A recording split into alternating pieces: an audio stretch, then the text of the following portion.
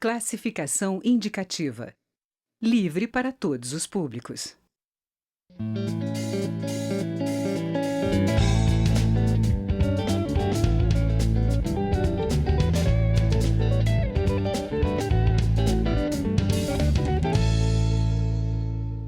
Olá! A Câmara dos Deputados aprovou um projeto de lei com medidas contra a corrupção. Um dos itens aprovados foi a responsabilização de juízes e membros do Ministério Público por crimes de abuso de autoridade. Entre os motivos listados está a atuação pela motivação política partidária. Essas medidas já vinham sendo discutidas desde 2009, quando foi criado o segundo Pacto Republicano do Estado, um documento que foi elaborado pelos três poderes da República, com representantes do Ministério da Justiça, da Câmara, do Senado e do Poder Judiciário, defendia um sistema de justiça mais acessível, ágil e efetivo. Nesta edição do Palavra Aberta, nós vamos conversar com o deputado Osmar Serralho, do PMDB do Paraná. Ele representou a Câmara na elaboração desse pacto. Eu sou Regina Assunção e o programa tem uma produção conjunta da TV e da Rádio Câmara. Bom, deputado Osmar Serralho, o senhor que participou direto desse pacto, que já gerou até algumas medidas que foram implantadas, né? Como o programa de proteção a testemunhas, né? A criminalização dos grupos de extermínios. Eu queria que o senhor falasse para a gente essas medidas de combate à corrupção que foram aprovadas agora, qual a ligação que tem com esse pacto? Bom, primeiro, para entender bem o pacto, foi no governo Lula. O governo Lula estabeleceu, junto com o presidente na época do Supremo, que era o ministro Gilmar Mendes, a possibilidade de aprofundar os estudos em relação a uma justiça mais ágil e mais acessível ao cidadão. Essa composição foi feita por membros do Ministério da Justiça, pelo Executivo, no Legislativo por 2 deputados, dos quais eu era um, e o atual governador do Maranhão, que é juiz federal, o Flávio Dino. Nós representávamos a Câmara, havia 2 senadores e da Justiça, quem integrou foi o próprio ministro Gilmar Mendes, e o ministro hoje, ele era do Superior Tribunal de Justiça e hoje ele é ministro do Supremo Tribunal Federal, o ministro Teori Zavascki. E ali foram feitos todos esses estudos, acima de tudo uma preocupação muito grande em relação, evidentemente, a essa acentuação dos crimes que vinham se sucedendo com grupos de extermínio, enfim, e a corrupção que todos já identificavam.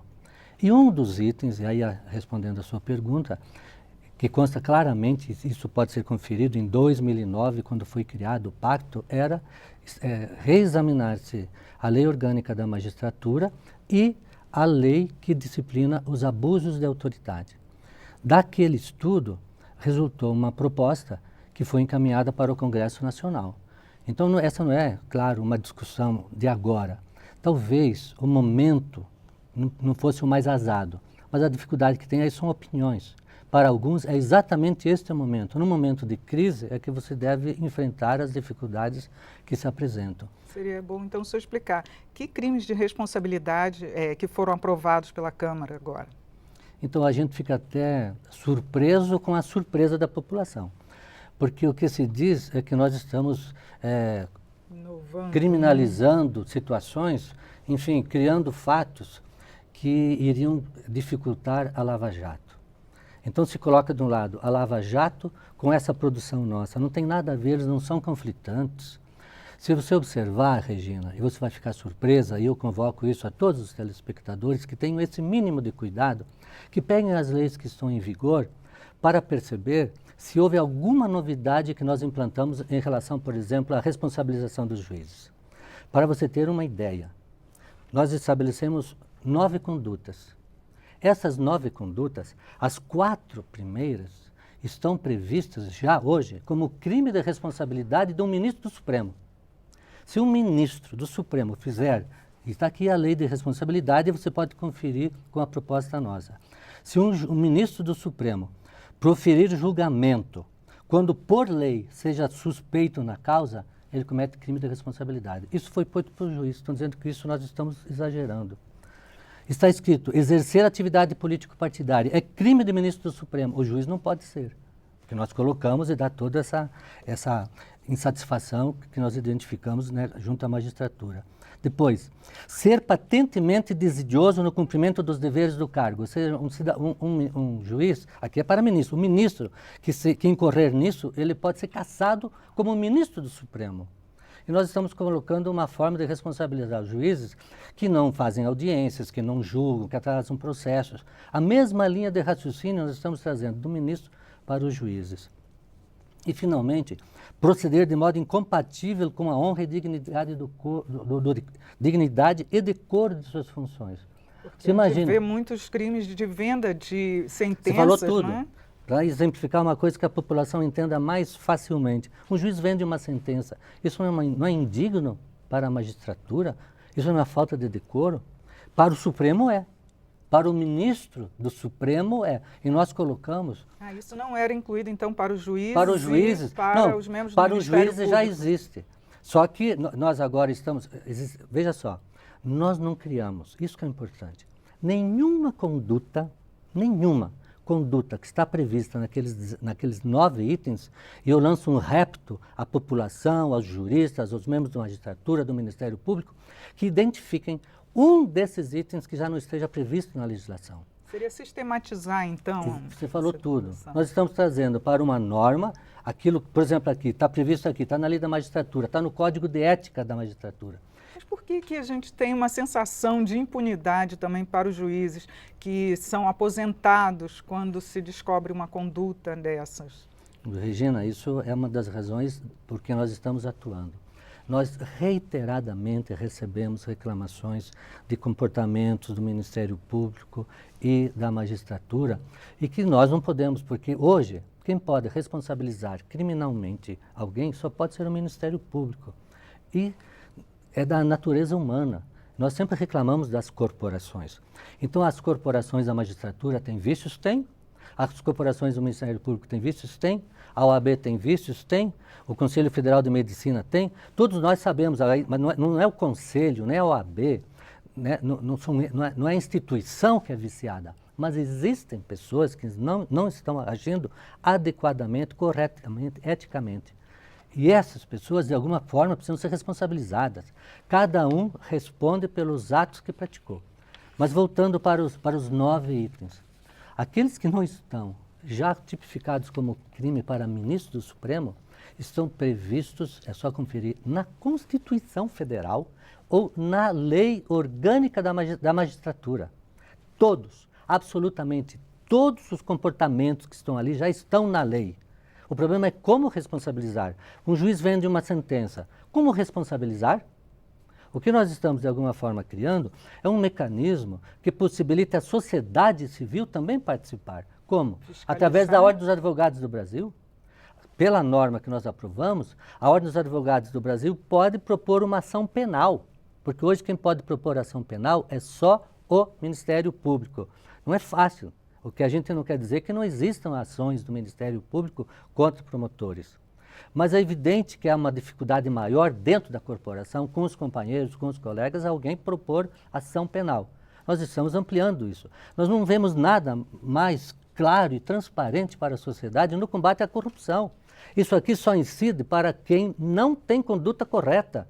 Quem tem conduta correta não precisa se preocupar com a lei já em vigor. Nós apenas estamos realmente sistematizando e agora, é bom a gente esclarecer, para mostrar que nós não estamos assim tão fechados, nós estamos em discussão, nós estamos em conversação com o Ministério Público, com a magistratura, nós queremos construir alguma coisa que fique claro para eles e para a população que nós não concordamos com o juiz corrupto, nós não concordamos com um membro do Ministério Público corrupto.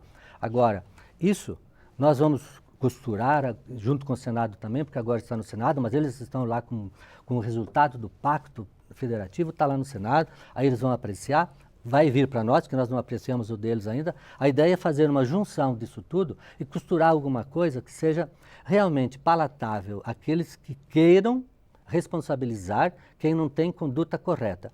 Quem tem conduta correta não é afetado. Agora, vai estar previsto também alguma punição mais severa para esses juízes, para que realmente, como o senhor estava lembrando, né, eles são aposentados e as pessoas não veem uma punição, só acho que 1 ou 2 que você vê falar que foi preso, né, por uma conduta errada. Quer dizer, o que vai ser previsto de penalidade para esses juízes? Na verdade, esses crimes estão dispostos nesse projeto de lei, com cada um com sua punição, com a sua consequência, inclusive em relação ao direito à liberdade, que é reclusão, detenção, prisão, depende da situação.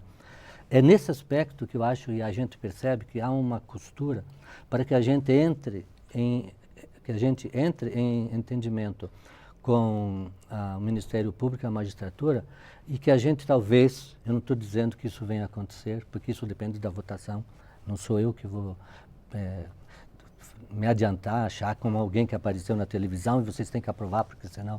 Isso depende, cada um tem sua concepção, cada um tem sua formação intelectual e sabe, eu tenho formação intelectual nessa área. Eu sou professor de Direito na universidade. É por isso que eu fico chocado. Você pegar normas que já estão postas no sistema jurídico e daí alguém dizer que nós estamos querendo terminar com a Lava Jato. Eu fui relator da CPI do Mensalão. Quem emparedou ministros, deputados, é só ver, banqueiros, quantos estão hoje na cadeia como decorrência de uma CPI que eu fui relator, indiquei, apontei, apesar de todas as pressões imagináveis e nem imagináveis. Olha, se nós fizemos isso é porque nós lutamos contra a corrupção. Agora, dizer que isso vai afetar a Lava Jato, nós gostaríamos de dizer como? Então a norma que está em vigor já está afetando. Por exemplo, a questão de emitir opinião sobre processos que estão em andamento. Isso também já está previsto na legislação, mas não tem uma punição correta para isso. Você disse tudo. Está na lei da magistratura, e na lei orgânica. Está na lei orgânica da magistratura, está né? na lei orgânica do Ministério Público, mas a lei, ora a lei. Não é assim que alguém dizia, se não me engano, Getúlio Vargas, a lei, ora a lei. A lei é para os inimigos, para os amigos, nós temos as alternativas. Tá certo então, deputado. Muito obrigado por seus esclarecimentos aqui no programa. Eu que agradeço essa oportunidade, até porque a gente fica muito aflito. Os deputados que refletiram, pensaram, que não são demagogos, não fazem um oba-oba, que querem que a população entenda que nós estamos aqui. É uma atitude espinhosa nossa essa. Esse momento é um momento difícil, mas o mais difícil para nós é percebermos que quando nós achamos que estamos agindo de acordo com o que a população quer, porque a população vive reclamando, porque a população em geral não percebe. Mas quando você geral foi esse do Lava Jato, né? Mas quando você fala pontualmente, você vai pegar, pois é, tem o caso do fulano que ficou assim, assim, assado, tem o fulano que sofreu isso.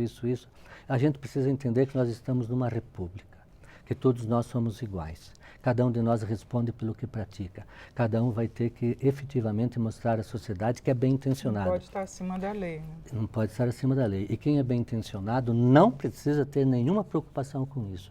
E para concluir, Regina, a Câmara está aberta, o presidente da Câmara, Rodrigo, está aberto, o presidente do Senado está aberto, essas conversações estão acontecendo. Nós queremos um pacto realmente em que ninguém esteja acima da lei. Mas também a gente quer algo que fique muito claro que nós queremos o sucesso, nós queremos sim que todos os instrumentos de investigação da corrupção, como eu mostrei, como eu atuei, eles obtenham êxito. E nós em momento nenhum atrapalhamos. É pena que a gente tenha toda essa dificuldade, eu quero agradecer a vocês, quero agradecer à TV Câmara, essa dificuldade toda que nós temos para mostrar o óbvio. Qual é o óbvio? Que cada um de nós, acima de tudo, quem zela pela lei é o Ministério Público e o Poder Judiciário. E nós estamos dizendo o que a lei diz, nós estamos repetindo. Tá ótimo. Bom, eu conversei sobre as medidas de combate à corrupção com o deputado Osmar Serralho, do PMDB do Paraná. Você pode assistir esta e também as outras edições em nosso site. É no câmara.leg.br/palavra aberta. Eu sou Regina Assunção, agradeço a sua audiência. Até a próxima.